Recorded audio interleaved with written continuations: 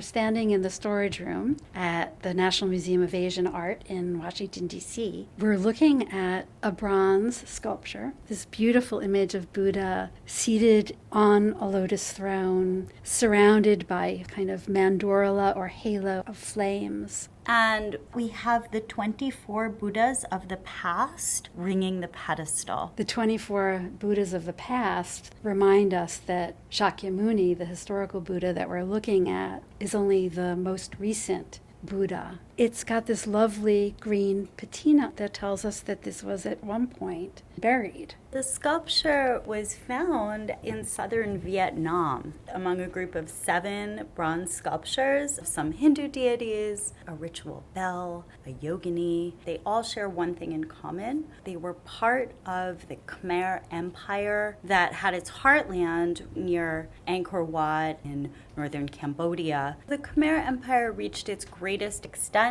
under the ruler Jayavarman VII. When he expanded the empire, he built many temples, roads, and networks to connect the far reaches of the empire. And he was the first to instate Buddhism as the state religion. This was an area that had both Hindu and Buddhist practitioners. Although it was found in southern Vietnam, that doesn't seem to have been the place of its fabrication. The flaming oriole has these finials that are nagas. Nagas are divine serpents who are protector deities. And the way in which they are depicted with almost like a mane behind them. This is really typical of bronze sculptures from Khmer parts of northeastern Thailand. That plus these Buddhas, plus the seated Buddha on a triple petaled lotus platform. These are typical of Khmer culture within northeastern Thailand. So this is an object that traveled. It would have gone from its place of fabrication to southern Vietnam, possibly with a traveling monk,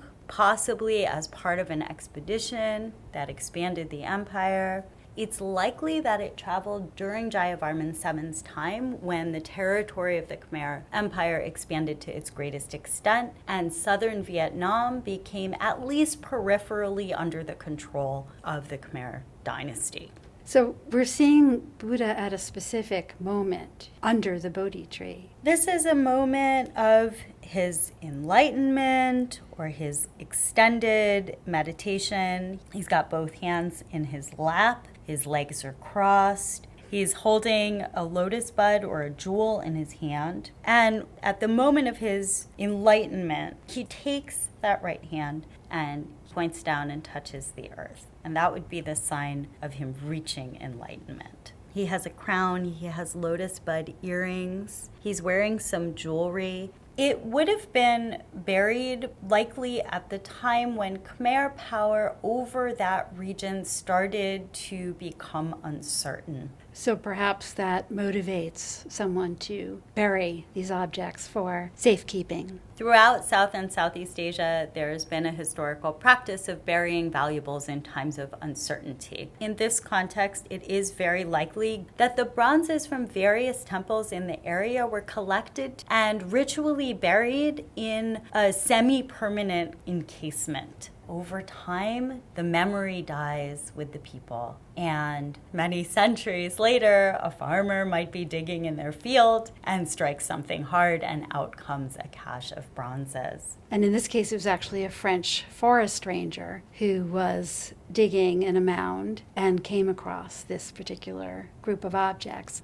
The reason there was a French forest ranger digging in a mound in southern Vietnam is that at the time, Vietnam was under French control. In the 1940s, when the French ceded that area to Japan, there was a big circulation of Khmer artworks. And it's during that period that the bronzes travel to the USA. And one of them, this seated Buddha, enters the collection of the Freer Gallery of Art